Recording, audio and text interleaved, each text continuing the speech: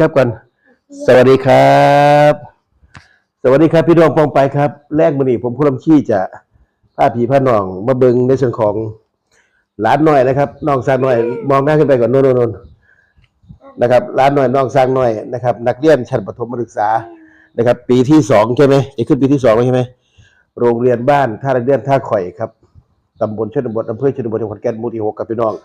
พอดีแรกมื้อนี้นะครับหลังจากกินข้าวแล้วนะครับน้องสร้างน้อยหลานนี่แหละหลังจากพาไปตกปลาแล้วแรกมาเพิ่นว่าจากเฮ็ดงานฝีมือเพิ่นนะเลยเขียวย่ายไปซื้ออุปกรณ์การปั่นมามีอะไรบ้างลูกมีดินน้ำมันไหนดินน้ำมันยกขึ้นดิยกขึ้นโชว์ดิยกนี่ยกก้อนนี้โชว์นี่ครับดินน้ำมันนะครับน้องสร้างน้อยว่าจากปั่นพวกงานฝีมือนะครับแต่ที่จริงน่ะหลานเขาปั่นได้เลยพี่น้องปั่นงามพร้อมนะครับก็เริ่มขี้ก็จะเลยพาพี่พ่อน้องมาเบิ่งวันนี้หนูจะปั่นอะไรครับพญานาคเอาปั่นพญานาคเริ่มเลยอันดับแรกทำไงบอกก่อนทำลูกให้เป็นวงกลมโอ้ทำบุคให้เป็นกลมเอาปั้นเลยเร็วๆเดี๋ยวเบิ่งหลานเขาจะปั่นพญานาคนะครับมีดินน้ำมันมีสีสมสีเขียวสีเหลืองสีดำเอาปั้นเลยลูกปั้นเลยน้าตาจะนั่งดูเป็นกำลังใจให้แต่เข้ามาอีกเข้าไปใกล้กล้องไก่ไปเดี๋ยวตาก็เก็บกล้องมาก่อนตากับคนอ้วนกันนางยากเนาะจิ้งโก้จิ้งกุยอยู่ เดี๋ยวเธอเข้ามาอีกจะได้เห็นคุณผู้ชมจะได้เห็นเนี่ยปั้นเลยอึ๊บปั้นไปเรื่อยๆเอาตัวใหญ่เด้อตัวใหญ่อันดับแรกจะทำอะไรก่อนทำตัวเล็กก็ทำตัวใหญ่คุณจะได้เห็นทำตัวใหญ่ก่อนเราทำไมพันตัวใหญ่เลยทำอีกเรื่องนี้พี่น้องนี่อันนี้เอาทำไมมีก้อนนี้ล่ะอันนี้มันดันไม่ให้หลุดไม่ให้หลุดในพี่น้องเซตแล้วเด้อตัวหนึ่งเนี่ยเพิ่นเอาอันไม้จิ้มฟันดันไว้เดี๋ยวให้น้องทำอะไรเขาเห็นตัวใหญ่เบิ่งกับพี่น้องเด้อเดี๋ยวคนลำขี้จะให้พี่น้องเบิ่งเอาทำตัวใหญ่ลูกทำตัวใหญ่อันดับแรกก็ดึงเอาสีส้มผสมสีดำโอเคเลยเอาตัวใหญ่เลยเด้อจะใส่เวลาประมาณกี่นาทีลุยเลยแล้วอันดับแรกก็รอดินน้ำมันเขาจะรอดินน้ำมันก่อนเลยพี่น้องคนลำขี้กับนางงากอ้วนเป็นเรื่องธรรมชาติของสังขารของร่างกายเอาอันดับแรกทำไงรอดินเอาไปเลยตัวใหญ่ๆลูกไหนโชว์ดิยาวหรือยังนี่จะเป็นตัวแล้วนะครับพี่น้องไปเร็วๆทำไปเลยอันดับแรกทำเป็นหัวใช่ไหมค่อยเอาออกค่อยสลัดออกทุกครั้งหนูใช้ไม้จิ้มฟันอยู่ไหมอุปกรณ์ก็มีดินน้ำมันแล้วก็ไม้จิ้มฟันนะครับอันนี้เขาเบิ้งกันรูปปั้นพญานาคมาแต่หน่อยครับพี่น้องเขาเลยเข้าใจในการทำใช่ไหมลูกเขาดูพวกคลิปพญานาคอย่างเงี้ยดูการ์ตูนดูหนังสือเนี่ยพี่น้องแล้วก็ผ้าเขาไปวัดไปว่าไปเขาก็ได้จำได้ว่า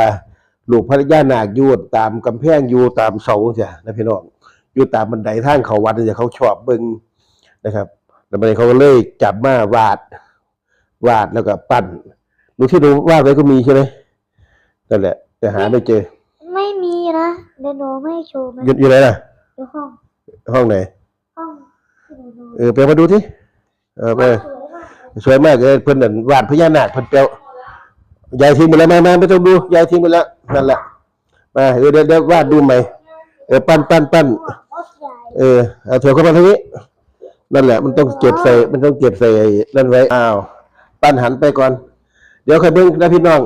เดี๋ยวให้พี่น้องเบิ้งเดี๋ยวสร้างมาเขาจะวาดให้เบิ้งแต่เดี๋ยวนี้เบิ้งปัดดินน้ำมันก่อนเฮ็ดวาล์วของเหรียญแน่แล้วก็ประดิษฐ์วาล์วของเหรียญแน่แล้วก็ทำบ้างโป๊ะเอากระดาษนะครับพี่น้องเฮ็ดบ้างโป๊ะแล้วก็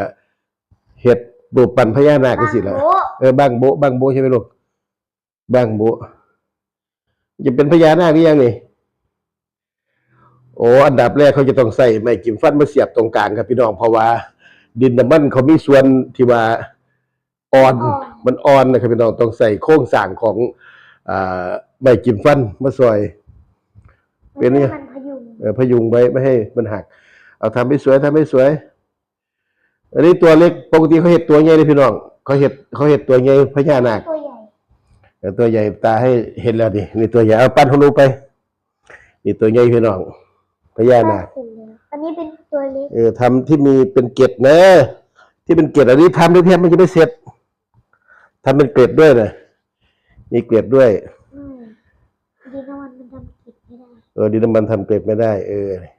เป็นอะไรนะ มันอ่อนอยู่ ก่อนก็ใช้ไม้เสียบเข้าไปอีกเขย่าเบาๆ อืม แล้วตรงที่มันอ่อน เดี๋ยวเรามารอดูตอนที่เขาทำเสร็จนะพี่น้องเนี่ยดูตอนที่เขาทำเสร็จเดี๋ยวเข้าไปเบิ่งน้ำกันว่า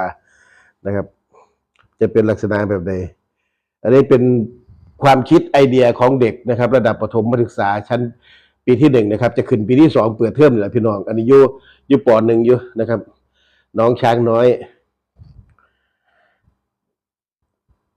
อะไรนะเหมฤดี เด็กชายและทีพีทั้งสี่ เด็กชายนาทีพิทักษ์เหมฤดี มื่อวันนั้นตัวเบียบัวอยู่พี่น้อง เอามาดิถึงตัวนั้นอันนี้คือทำส่วนไหนของเขานี่ ส่วนตัว โอ้มันถ้าไม่ใช้ไม้จิ้มฟันมันจะนิ่มใช่ไหมลูกเรื่อยๆปั้นไปเรื่อยๆอันนี้ใช้เวลาประมาณ20 นาทีได้ไหมน่าจะได้ใช่ไหม ไม่ถึง ไม่ถึงลองดูเขาเป็นการปั้นโชว์นะพี่น้อง อันนี้เป็นการใส่เวลาว่างให้เป็นประโยชน์นะครับ ผมคนลำขี้กับผ้าผีผ้านอกมาเบิ่งการใส่เวลาว่างให้เป็นประโยชน์ของหลานนะครับ โดยการที่จะใส่ประดิษฐ์นะครับของเล่นนะครับของเล่นเป็นในส่วนของรูปปั้นพญานาคนะครับ พี่น้องโดยใส่วัสดุเป็นจากดินน้ำมันนะครับ การปั้นนะครับ เป็นงานหัตถกรรมฝีมือนะครับ จากผู้บรรยายแล้วก็ด้านของศิลปินศิลปะนั่นใช่ไหมลูกใช่ไหมครับตัว ครับ เสียหรือยัง ยังเหลือแต่ใส่ตรงนี้ พูดดังๆใส่อะไรใส่ตาเอาเลย ใส่เขา ใส่เขา มีเขาพร้อมเลยพี่น้องคลิปนี้เบิ่งยาวกว่าจักหน่อยเด้อพี่น้องเด้อให้พี่น้องเบิ่งยาวกว่าจักหน่อยเอาหันหน้าสู้ไปหันหน้าเข้ากล้องคุณผู้ชมนะครับนี่ใส่อันนี้ใส่เป็นลูกละใส่อะไรนี่ เขา คลิปนี้อาจจะเป็น10 กว่านาทีเด้อพี่น้องก็คอยเบิ่งน้ำลูกน้ำหลานไปก็เฮามารวมกันสนับสนุนนะครับสำหรับลูกหลานไทยเฮานะครับเพราะว่างานฝีมืองานหัตถกรรม การประดิษฐ์ประดาของเล่นนะครับ บางที่พี่น้องอาจจะคิดบ่ถึงคาดคิดเนาะเฮาปั่นไปเสียนะครับ เวลาไปอยู่โรงเรียนคุณครูบาอาจารย์เขาเจ้าจะพาไปออกงานในศิลปะหัตถกรรมงานเยี่ยงนี่แหละเพิ่นเอิ้นเขาเรียกว่างานอะไรครูพาไป เป็นถ้าครูสอนมากก็จะพาไปทำว่าวแข่งว่าว ทำเบ้าแข่งว่าแล้วก็เขาเรียกว่าออกงานอะไรเนาะงานประกวดอะไรบ่ งานประกวดว่าว ไม่ที่เขาประกวดทั้งหมดอาจจะเป็นแข่งระดับอำเภอแข่งระดับจังหวัดแข่งระดับภาคไปสิพี่น้อง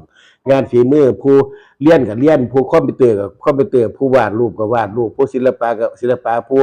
ปั่นกับมีปั่นสิน้องผู้อ่านกับมีผู้แสดงการฟ้อนการรำกับมีเขาเรียกการงานอะไรนะจำไม่ได้งานแสดงฝีมืออะไรนี่แหละประมาณนี้แหละศิลปะหัตถกรรมอะไรไม่รู้นี่แหละเดี๋ยวคนทำชี้คิดได้เดี๋ยวคนทำชี้จะมาบอกเด้อ เอากี่นาทีแล้ว อันนี้ไปถึง20 นาทีหรือยังเดี๋ยวคนทำชี้จะหยุดกล้องไว้ก่อนได้พี่น้องให้พี่น้องไม่ต้องหยุดดอกไปรถใกล้เสร็จยังใส่มีเขาด้วยมีเขาด้วยไม่ต้องหยุดหรอกพี่น้องให้เบิ้งจังสี่เลยเดี๋ยวสิว่าคนทำชี้ตัดต่ออีกให้พี่น้องเบิ้งยาวๆไปเลยใช่ไหมช้างนี่คือความสามารถของลูกหลานนะครับ ของคนลำขี้อยู่นี่แหละพี่น้องก็เรียกว่าเป็นคนมีศิลปะนะครับจากหน่อยทั้งพี่ไส้เขาน้องชิวๆกับมีศิลปะคือกันนะครับทั้งเลี้ยนทั้งอย่างเนี่ยพญานาคอันนี้สีส้มดำใช่ไหมลูกเสร็จยังไอ้แบมือดูดิเอาแบมือใส่มือไปใกล้กล้องโอ้โหเสร็จแล้วนี่เดี๋ยวพี่น้องนะคนลำขี้ใหญ่เบิ้งแม่ละนี่ไหนดูสิไหนนี่พี่น้องมาเบิ้งเราต้องทำลูกเกดด้วย พี่น้องเห็นบ่นี่อันนี้จะเป็นในส่วนของพญานาคนะครับนี่เห็นว่าเขาปั่นด้านท่างนี้จะเป็นในส่วนของเขาหัวศีรษะหัวของพญานาคนะครับรูปปั้นพญานาคนะครับเพชรปากพร้อมนี่พี่น้องนะครับเพชรปากพร้อมนี่อยู่ในเห็นบ่นี่นี่อยู่ในตัวเขาจะใส่ดินน้ำมันสีดำนะครับปกติเขาจะเห็ดตัวใหญ่กว่านี้พี่น้องนะครับเห็ดตัวใหญ่กว่านี้อันนี้ใช้เวลาไป11 นาทีกับ12 วิ13 วินะพี่น้องอันนี้ตัวนี้เป็นพญานาคอะไรนั่งเลยนี่พี่น้องนี่ตัวทีเนาะนี่คือตัวน้องสร้างน้อยปั่นแล้วเมื่อกี้นะครับพี่น้องนี่เห็นปะนะครับนี่โอเค ตัวน้อยสุด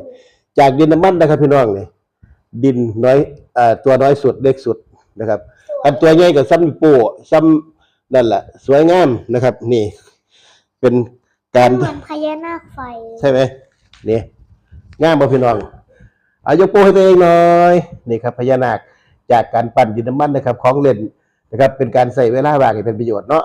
คลิปนี้ยาวน้อยนะพี่น้องเด้อเอาเป็นกำลังใจให้ลูกให้หลานนะครับน้องสาวน้อยกับคนลำชี้นะครับเด้อพี่น้องเอาสำหรับคลิปนี้คนลำชี้ฝากไว้ที่นี่แล้วครับพี่น้องพบกันไหมนะครับสวัสดีครับ นี่ค่ะ สวัสดีครับบ๊ายบาย